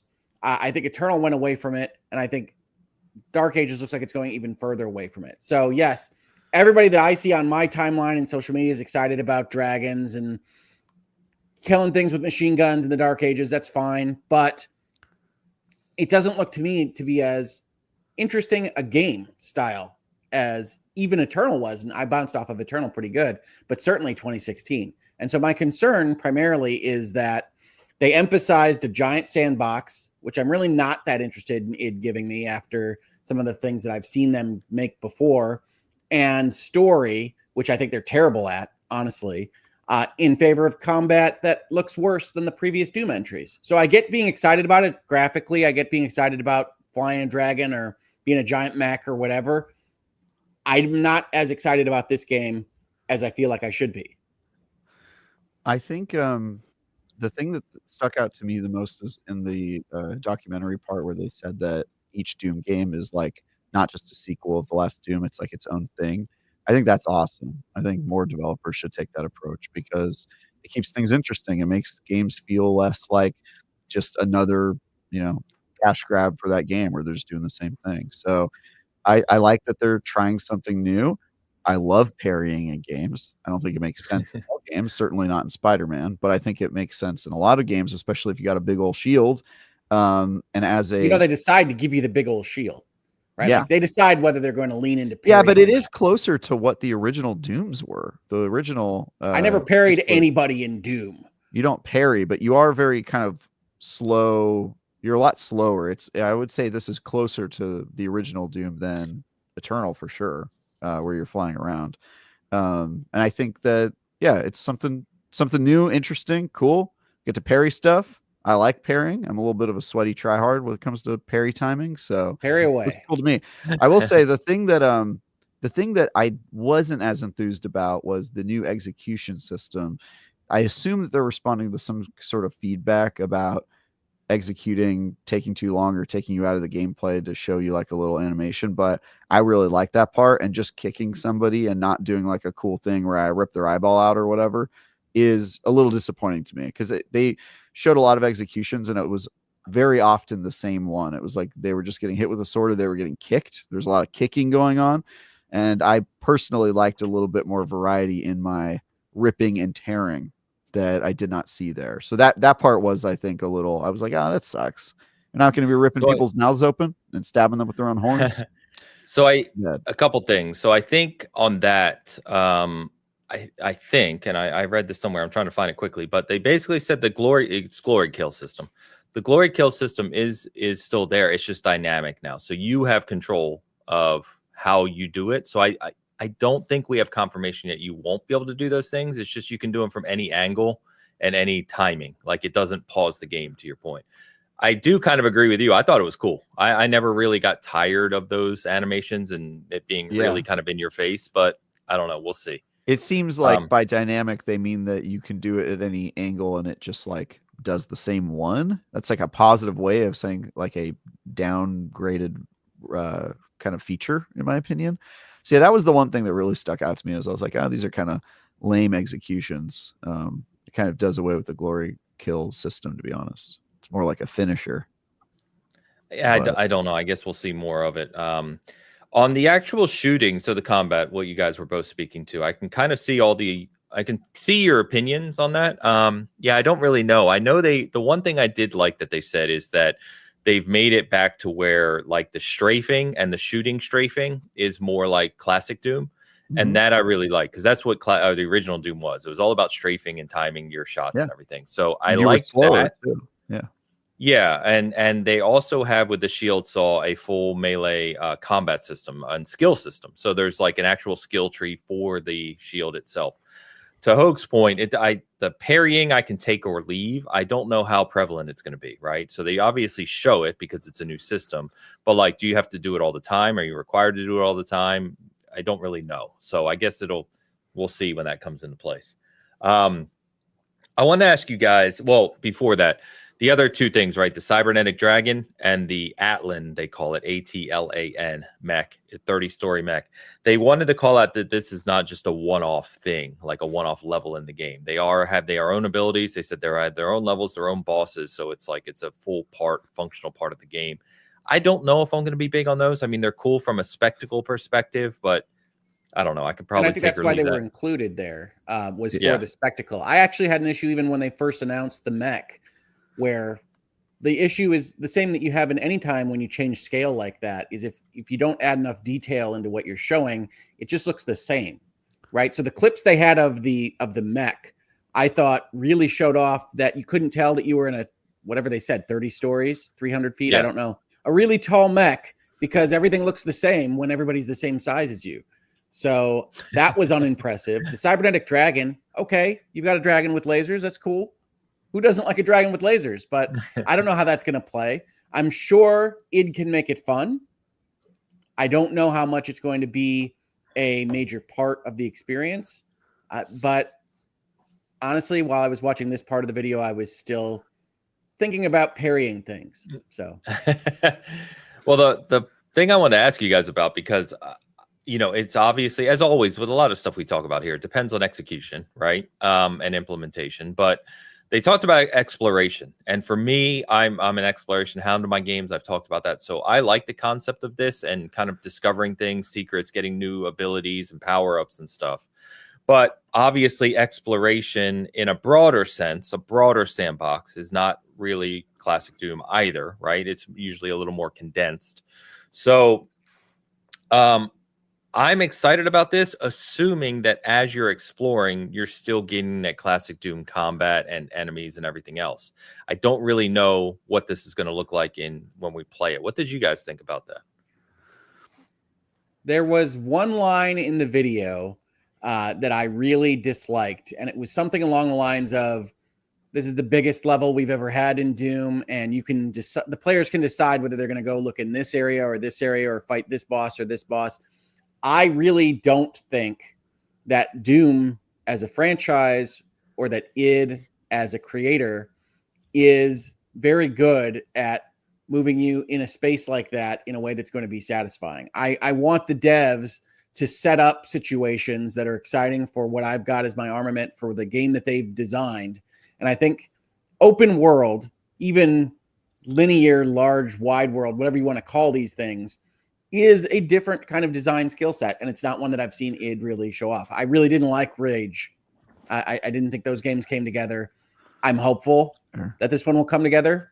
I don't like the line, players can choose how they advance these things, because I think, generally speaking, devs just throw up their hands and say, figure it out. This is the problem I had with Rebirth, right? One of the issues I had was it's a giant open world checkbox, and then people say, well, you don't have to do everything. It's like, yeah, that's fine, except that then I'm under leveled and I can't do the combat challenges that they put in front of me. So I have to do a lot of this boring stuff.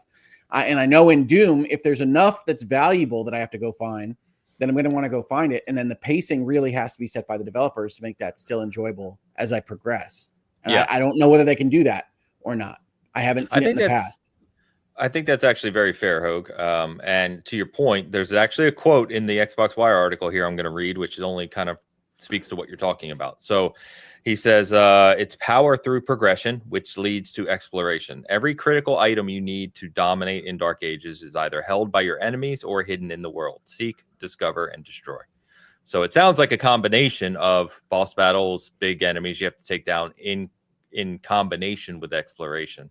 So I think it's a fair point to ask how well integrated is that exploration, and is it enjoyable to play through, and does it not break the cadence of the actual doomishness of what we expect Doom to be? I say go off, King. I like that they're trying something new. Let's see how it works for them. As you guys know, I'm completely irreverent here, and I would rather see somebody try something new and fail than succeed doing the same thing that they've done. So, I want to see if they can pull this off. Sounds fun. To be clear, I'm excited about it. Like, I like exploration in my games, but I think Hogue does have a fair point of like, this 100%. Kind of derail the gameplay a bit. You can absolutely be skeptical about a developer doing something that they either haven't done before or haven't shown competence for doing well before, but I don't think that that's a reason to not do it. I say, you only get good at something by giving it a try. And, this isn't their first try over at id, but maybe it'll be the one that they succeed at. I say, let's see what they got. I just like, they're clearly not resting on their laurels. After Doom 2016, they had a real opportunity to just pump out a bunch of those Doom games and make different levels and add a couple weapons here and there. And they have not done that. Doom Eternal is a very different game than the last one. And this is obviously looking extremely different, and they're trying new stuff. And that is way more interesting to me than the alternative. So it might not work out for them, but I'm glad they're trying. I think it'll be interesting. And to be clear, like, I'm incredibly excited for this. This everything they've said basically speaks to what I would like. I like the kind of heavier, stronger Doomslayer. The shield looks cool. He's got a cape. Who doesn't like a cape? I like the themes they're going with here. So, and they did say this game leads right up to where the Doom 16 kind of picks up. So this is that prequel again, kind of taking you back. So if you're one of those people who haven't played the modern Dooms, you'll be able to jump into this, play it, and then lead into 2016 and Eternal and be kind of all set if you even care about the story. Hogue is having tech issues today. Sorry, live show viewers or video viewers for the complications here. Yeah, very cool. I'm excited for it. Yeah, I was just going to say real quick on the story. They basically said with the Doomslayer imprisoned at the start of the journey, the balance of power between good and evil is shifting and time is running out. I think they're talking about Doom, not our current situation here. Our hero is a feared outsider among an imperiled people, his strength controlled by the gods they serve. in a world under siege by an ancient evil. Nice. Hogue, you surviving over there? I am. I'm really annoyed. There's nothing being touched on any of my wires, but it appears that my webcam keeps trying to take control, and it is, of course, in a shut laptop, so it only delivers blackness or nothing at all. Do you have an Elgato by chance? I do not. Okay, well, that was my contribution to troubleshooting. I know that's what he was going to ask. If you have an Elgato, you know what the problem is. I am really sorry about that. I have no idea what's happening there. Nah, have you tried turning it off and turning it on again? Yeah, I'm very excited for this game. I like these games. I'm also biased. Shout out to James Duggan of IGN fame, to whom I owe my IGN career. So, I mean, he's a good guy, and he's a gameplay designer on this game. So, he's over at it. Awesome. Yeah, very cool guy. Cool. Very cool. I'm enthused about the tone. Yeah. I like the rain and the fire and the heavy metal and the castle walls. Like I'm enthused about the tone. I hope that the game proves to be something that I enjoy more than I did in Eternal. Cool. Yeah. Either way, as we look at this, hell of a lineup, hell of a developer direct. Amazing that we've got three of three. Was that a pun, Ains? It wasn't meant to be, but sure, we'll go with it. Nice. If you count Ninja Gaiden 2 Black, you get 4 games in the span of 4 months, basically. Mm-hmm. Any other thoughts on the show overall, guys? We needed a surprise. I guess that ended up being Ninja Gaiden 2 Black, but I was really expecting at the end there. It looked like they were doing another reveal. That's my main criticism. Is I thought we're used to surprises, Father Microsoft, and we did not get one. So they opened with a surprise. Yeah, mic drop. I wanted a mic drop, and also it was kind of a small surprise. Old game. It was a shadow drop of a major release. And the announcement of another major release. I think it was as strong a show as we have seen in the time that I've been on Bitcast. And honestly, after Indiana Jones, I think the video game industry right this second is Microsoft's to lose. They're crushing it. In terms of software. They're crushing software. Yeah. Look at also, their release. Did you guys see the real big announcement from Microsoft this week that they're increasing the size of the hard drives that they can have attached to the Xbox? That's the real news, because now I can get upgraded from my... You said, did you guys see? I'm the one who sent it to you. You're one of the many people who sent it to me. No, because when you responded to me, you didn't know. So what's that?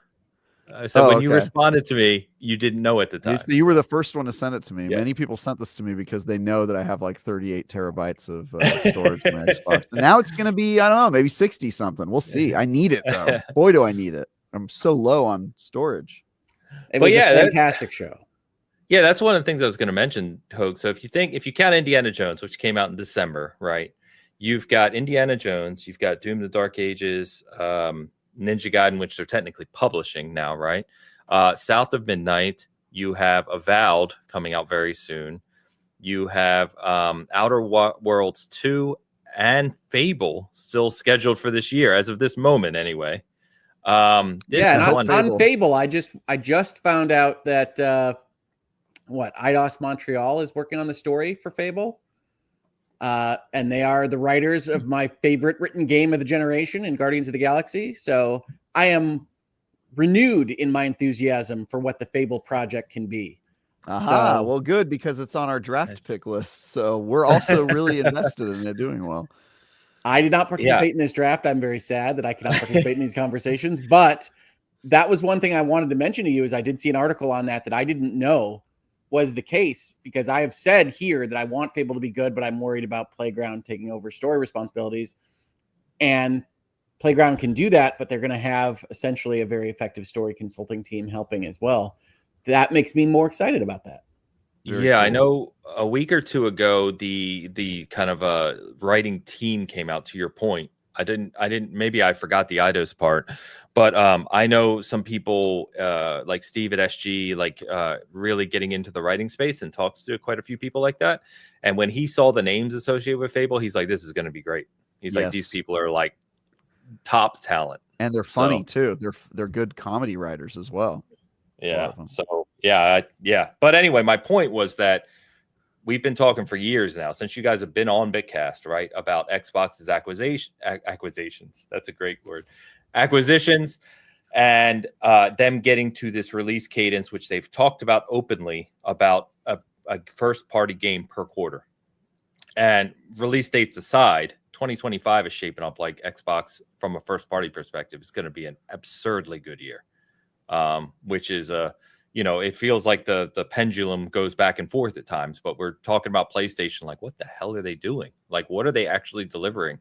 The opposite. Well, and to be fair, we've said the same about Microsoft for years and years. Of course, we have. We were waiting for this cadence to actually get here. It's true. Yeah, that pipeline that's what the pendulum swings. Like, yeah, the pendulum's back and forth. Sometimes PlayStation's crushing it, and Xbox is like, "What the hell are you doing?" But right now, to your original point, Xbox is crushing it software wise.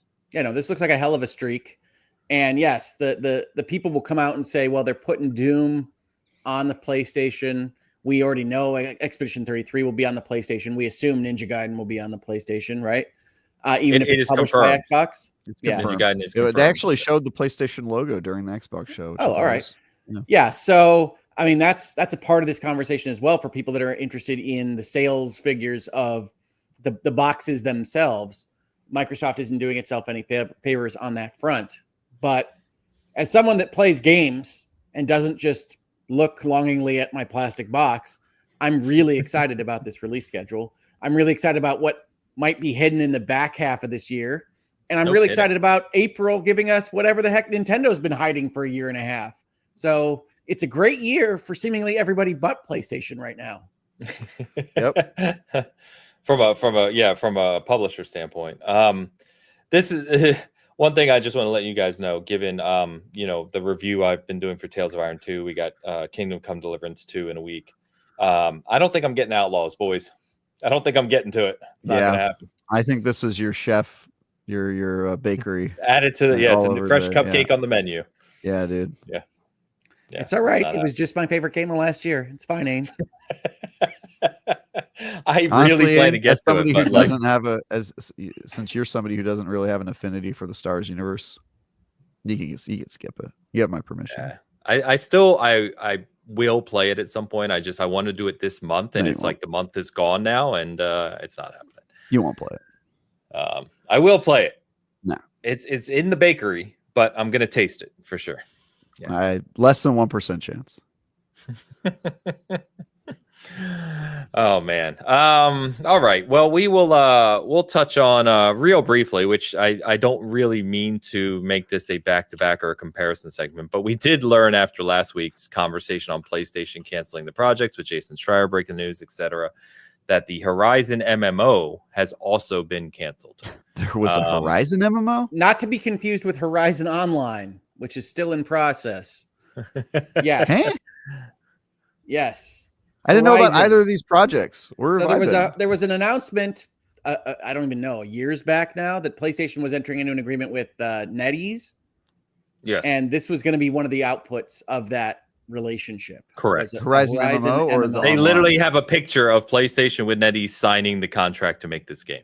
What that is a weird press release. Yes. Well, it doesn't exist anymore. So very cool. Love That's been canceled. That's gone.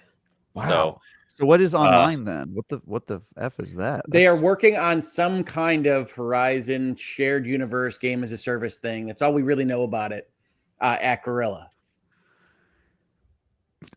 What is PlayStation doing?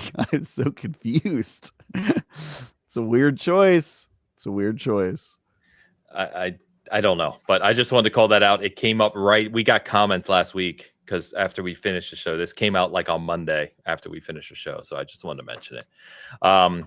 Anyway, before we touch on a couple other things, we do have a couple quick things to catch up on from a audience perspective here. Gamefire Crybiter, member for 17 months. The developer directs is getting better. Very cool. It's getting better. Getting better. He's so excited. He just said to get it out twice. Getting better. It is true though. I mean, this I think this was their best show so far. It was fantastic. So, oh God, it's back, boys. Is it the Globe? The globe left by Ains offers €2 and writes, "Let it be known I've been abandoned and forgotten." Jeez, globe. It's a Turtle Pope now. It is. Turtle Pope has taken over. Yeah. Wow. So wait, wasn't he the globe in Ains's background, and now he's the globe left by Ains? So this username is using their username to cry for help. This globe. Yeah, the globe is speaking out. And by the way, that picture is me bringing the globe back last week after it complained that it wasn't part of the show. Is it a separate user? Like, did they make a different account so they can manage both, or did they merely update the name and photo of a globe account? That's what I want to know.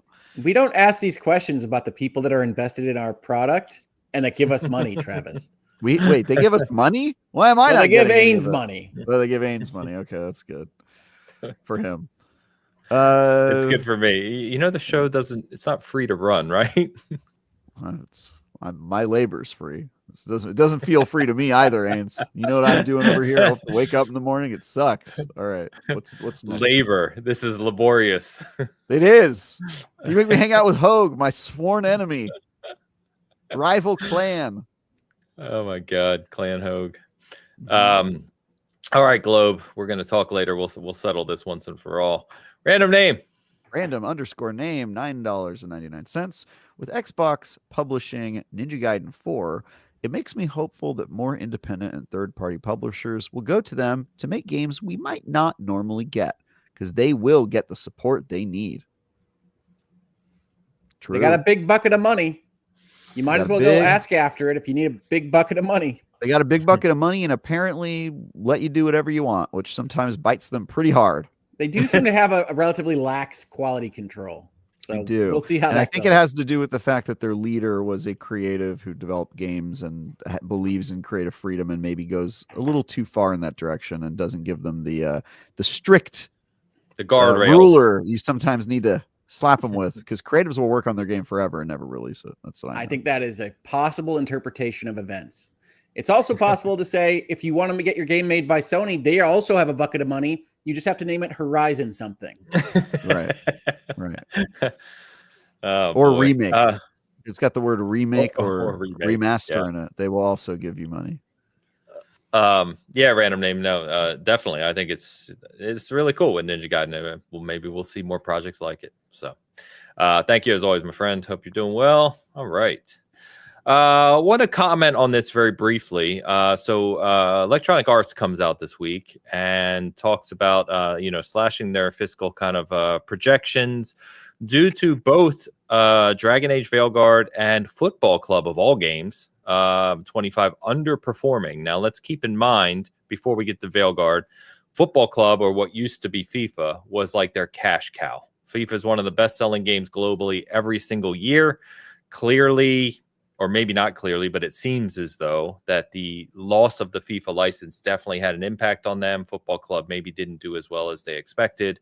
The one thing I find interesting, Hogan, we were talking about this very, very briefly before the show, is EA's not paying that ridiculously, absurdly expensive license for FIFA anymore. So are they factoring that in here to this? Because it just felt like they were talking sales to sales comparison without factoring the savings they're getting from that $1 billion plus license. So this is a set of statements that came in connection with their financial statements. So they were prepping the understanding as to why they were lowering their estimates for the next quarter. And so it is just sales to sales. This is not a kind of ROI analysis. This isn't, hey, but we saved however much the FIFA committee was asking for this particular year. So it is just sales to sales.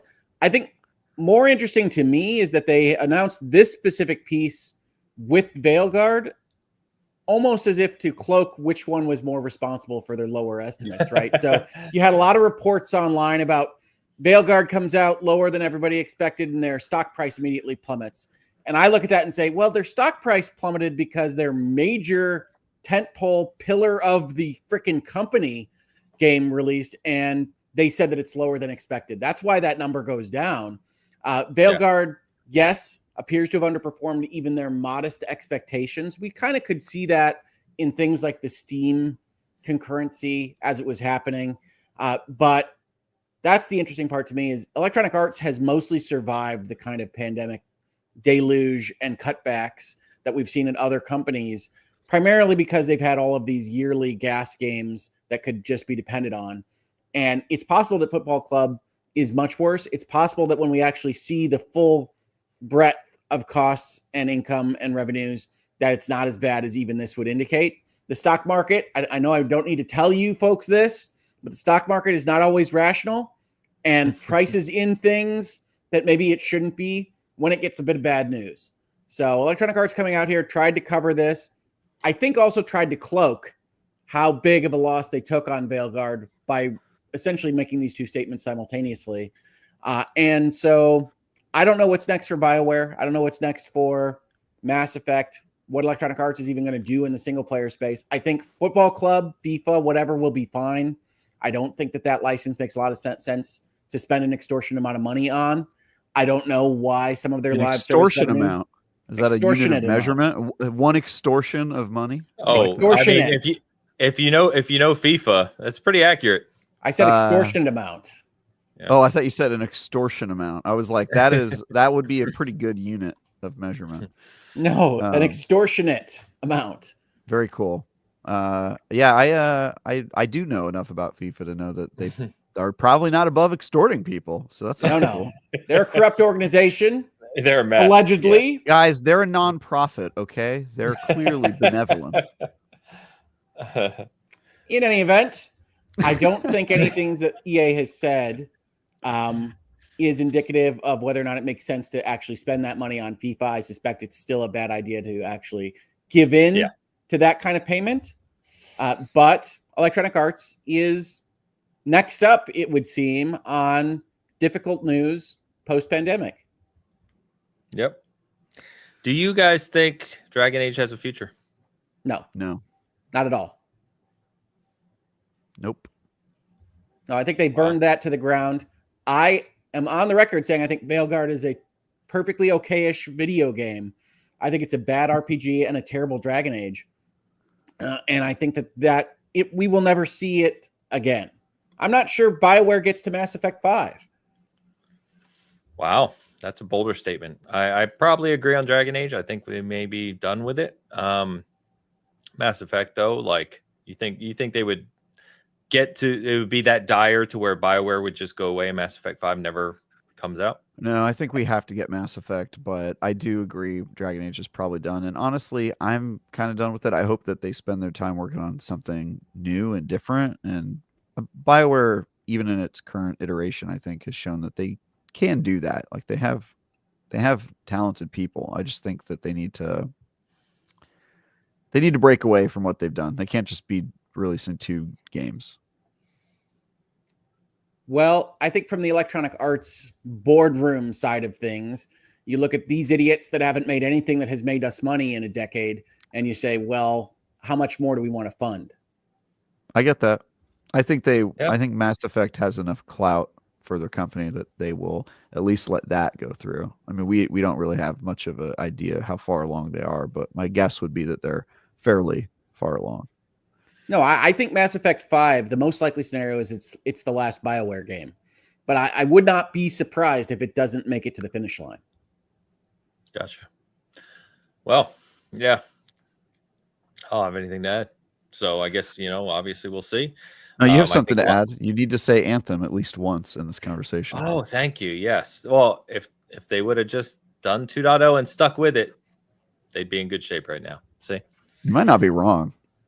I mean, there is a timeline where that actually happens, but it's probably on the lower. The thing we learned a little too late is that if you just if you stand your ground and stick with it with a bad live service game, that you can turn it around, and people are way more open to that than I think we knew at the time of Anthem's trepidatious launch. Yeah, but that was also the time frame when BioWare was having like an announcement, a press release with a black screen and a sullen looking photo every 2 weeks. And there was noise and directors changing in and out of Electronic Arts and BioWare. Like it's been a mess there for a long time.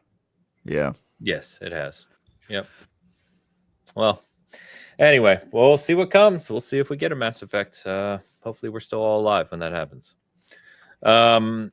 So I wanted to quickly just touch on this. So if you wanted to, it's comment on the settlement around Genshin Impact. I don't know anything about this. So if you want to just give like we've done before, give your 1 minute spiel. Yeah. So the 1 minute spiel of this is that the Federal Trade Commission in the United States helps police false advertising, false marketing, and other deceptive practices that businesses can enter into. The gacha game industry, where you essentially go and purchase toys out of a little toy ball grabber thing. Vending machine. A gacha machine.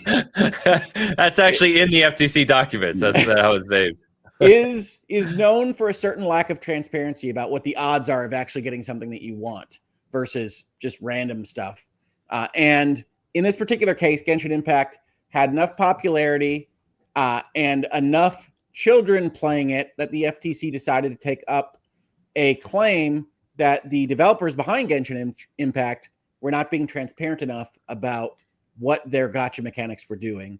And in this particular case, in this last week, the Federal Trade Commission and the developers of Genshin Impact have agreed to a settlement on this particular topic that's going to cost the developers $20-odd million and something else that we don't know of because we don't become privy to the actual details of the settlement. Reasonable minds can differ as to whether that's justified. Genshin Impact, generally speaking, has been fairly transparent with its odds in most circumstances, but perhaps not transparent enough for the children or reasonable child dynamic the Federal Trade Commission is imposing on this. I may well do a virtual legality on this in the future. I don't know, but there's more reading and more details that could be entered into in that context. Interesting. Cool. All right. A couple other super chats came in real quick. Console Peasant offered $5.99 and sent a super sticker that shows a woman squirting hearts out of her eye when she winks with the caption, "You're number one" underneath it. There you go. Thank you, Console Peasant. Always a big supporter. Person of very few words. So can I get a like an accessibility feature added to my browser that's just Travis reading out descriptions of super stickers? I'm sorry, but that is an extremely accurate description of what is happening on the screen. Fine. Right now. She is squirting hearts out of her eyes when she winks. I'm just asking for a feature update to my browser. I was not otherwise criticizing you. I would do that. Google, call me. Console Peasant, thank you. And then WW. Debbie Dubs offers $10 and writes, "Mark Dara back on the Bitcast to talk BioWare when? Please. Love you all. Sparkling heart." Funny enough, I was talking to Mark before the end of the year, before the holidays. We have talked about him coming back on and talking with us. It was a little bit after the release of Veilguard. Obviously, he had a lot of thoughts and a lot of commentary on that. He didn't feel, not to put words in his mouth, but I think he felt like coming on the show so soon after Veilguard released, just didn't really look good in terms of commentary there. So we have been in touch. I do think he will come back on. It's always great to get someone like his experience and kind of insight on the topic. So more to come soon. Yep. Debbie, thank you very much. All right, boys. The only other thing I was going to touch on today, we're gonna have a short show today. The only other thing I was going to touch on is really kind of all that we're there. We're at the end of January. The game rush is about to smack us clean in the face. So we've got coming up here, which we'll be talking about quite a bit. Of course, we had, as Hogue said, we had Final Fantasy VII Rebirth hit on PC this week. We have Tales of Iron 2 and Eternal Strands releasing on Tuesday as we record this. So maybe as you're listening to this. I know Hogue's going to revisit it. We get Spider-Man 2 on PC on Thursday, the 30th. Better practice your parries. Things Hogue will definitely not be revisiting. Parry. You got to hit that F key. I don't know what you do. The P. I don't know. The P key. We get Kingdom Come Deliverance 2 on February 4th, a week and a half from right now. We get Civilization 7 a week after that. We get Avowed and Lost Records Bloom and Rage Tape 1 a week after that. and we get Monster Hunter Wilds 10 days after that. So it's going to be one hell of a February. That's for sure. I miss Assassin's Creed. I have to be honest. Of course you do. I'm actually glad that got pushed to March because of this. Like, that gives me a little buffer with Kingdom Come Deliverance and other games before I have to jump into AC. Because AC, that's going to be a very big game. Yes. So, as is KCD2 from what I hear. So, plus, with the Veilguard coming out, even if that is only a 30-hour game, a 30-hour game still takes me quite a while nowadays. So, yeah. What's your most anticipated game coming up in this, in the immediate, in this next month? I think it's Kingdom Come Deliverance 2. Nice. It's between Kingdom Come Deliverance 2 or Monster Hunter Wilds. I'm going to go with Monster Hunter Wilds. How dare you? We could have had the trio working together here. Sorry, buddy. Monster Hunter Wilds is going to be a huge game. It's definitely not aimed at me. I will probably get it and play it to play with others, but I will not be undertaking it myself. I think the other game that I'm excited about in February is Civilization 7. I have deep concerns about the design things that they have shared with us about that game, but I've loved all the Civilizations, and I am interested in trying out what they have baked for us, even if I think that it might taste terrible. Fellow freelancer for IGN, Leanna, is reviewing both Kingdom Come Deliverance, which she has finished, and Civilization 7. Good Lord. I know, back to back, by the way. And she is probably the best strategy reviewer in the business. Like, she knows everything about strategy games. So I would look forward to her review because she'll know what's up. That's a lot of time. Good. Oh, yeah. It's crazy. It's wild. Yeah. Good for her, though. Yeah, as I already said, pumped about Kingdom Come Deliverance. I will be playing Monster Hunter Wilds. We do have a crew at SG. There's several people at SG that are like huge on Monster Hunter. I am not, as I've said before many times, but we are getting a crew together to try and get everyone into it. So anyone wants to join us, just let us know. Yeah, I'm my boss, Tom, who has been on the show, is reviewing Monster Hunter Wilds, and I am going to be on his review crew. So I'm not reviewing it, but I'm going to be playing it for the review period to help him out. So that'll be fun. We're packing the courts. It's gonna be, right. Yeah, that's right. Tom, how many dollars do I got to slide you to get? Tell him I need a 10 out of it. That's right. 10. That's right. I mean, we'll see. We'll see what it is. But Tom absolutely adores monster slaying games, and I think Monster Hunter Worlds is like his favorite game of all time. So looking pretty good. Pretty good. Cool. Well, there you go. So it's going to be great. I want to shout out a bunch of things. So we've been cooking over at SG. So a lot of stuff going on. So there's an article up right now. I think I mentioned this, before the holidays, right around Thanksgiving, actually, I had a friend reach out who was playing Veilguard with his daughter, and really some commentary on some of the stuff that, got into the culture war aspect, sadly, of Veilguard with Tosh and the character and gender dysphoria and some of that commentary and some of the things that the characters do in that game and the conversations you can have that may not be apparent to playing it. So I played through that game entirely, 84 hours in the game, loved it, but I never saw hardly any of this. And so reached out to me. I put an article up about it, just kind of sharing their experience. So that's up on the site if you want to check that out about Veilguard. We also have Alex did a retrospective going back to Rebirth on PC. He has over 400 hours in that game. Sounds like a madman to me. It is the first appearance of the phrase blue balls that I can recall on Season Gaming. So if that interests you, check out that retrospective. But it won't be the last. It won't be the last. Those are both up right now. And then we have the reviews of Eternal Strands. Alex is doing Tales of Iron 2. I'm doing. We have an article from Steve, our hardware kind of guru, on the Switch 2 coming up and everything we kind of know about it to date Anyway, Sard is doing a review of Sword of the Necromancer, which will also be up this week. And then Peter is doing a PC performance review of Rebirth and how it performs on PC versus console. So a lot of good content on SG. I would appreciate everyone swinging by and checking those things out. Travis, I'll pass to you first this week. I've got nothing really. You can read my review of Hyperlight Breaker. I'm starting Avowed this week, but that review will not be ready anytime soon, so you can look at that later. And in the meantime, you should look at Ains's little website he's got and Hoag's little YouTube channel. And you should pretend I don't exist, if possible. I'll try to take that as not demeaning. I know you work at IGN, Travis.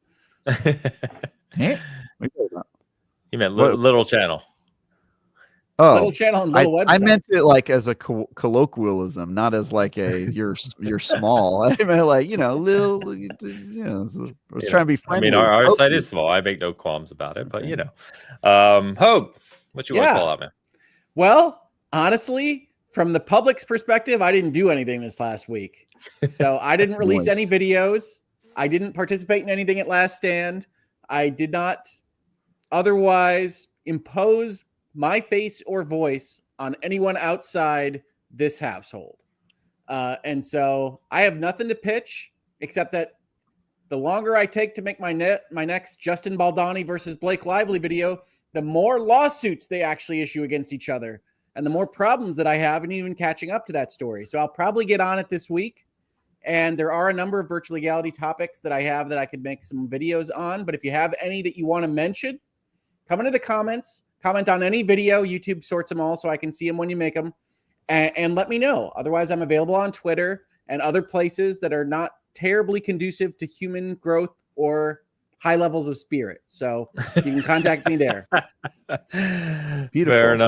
Fair enough. And finally, this is my first show of the day. I'm actually joining a crew over at Pixelated Echoes with 3-Bit to talk about the Xbox Developer Direct. So I'll have 2 conversations on that today. But I'm joining Jess Corden from Windows Central and PTK Blam, guys I've done shows with many times before, and do some coverage, out of LA and stuff as well. So me, 3-Bit, Fuzzy Belvedere, Jez, PTK will be on that here in a couple hours. I think 3 p.m. Any of those names, if you want to check that out. So other than that, I hope everyone has a great Sunday with gaming. As always, if you enjoyed the show, hit that like, hit that comment button, help us out a little bit. And we will be back next Sunday with more commentary as always. Until then.